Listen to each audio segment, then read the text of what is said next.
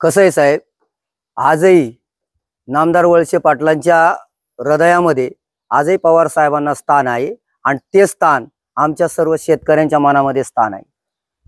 आजही आपण बऱ्याच ठिकाणी पाहतो, मग भीमाशंकर सहकारी साखर कारखाना असेल, शरद सहकारी बँक असेल, खरेदी विक्री संघ असेल, अशा अनेक विविध संस्था असतील, या सर्व ठिकाणी आजही पवार साहेबांचे फोटो आहेत आणि त्यांना यापूर्वी दैवत मानतोय, आजही दैवत मानतोय आणि आम्हाला सर्व कार्यकर्त्यांना नामदार वळसे पाटलांचं सांगणं आहे की साहेबांच्या बद्दल एक शब्द सुद्धा त्या ठिकाणी चुकीचा काढायचा नाही आणि ती गोष्ट आज सगळे लोक जपतात।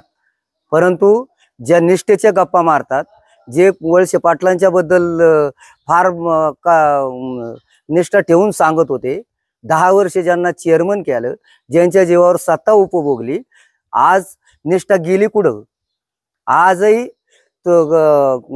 दसक्रिया विधी कुठं स्वागत समारंभामध्ये सांगितलं जायचं का एका बाजूला आईवडिलांचं दर्शन घेतो आणि दुसऱ्या बाजूला वळसे पाटलांचं दर्शन घेतो। आज वळसे पाटलांचे कुठं गेले दर्शन, कुठं गेले फोटो?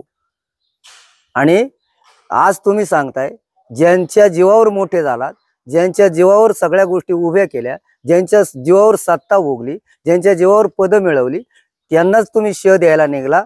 ही कदापि आंबेगाव शिरूर तालुक्याची जनता सहन करणार नाही।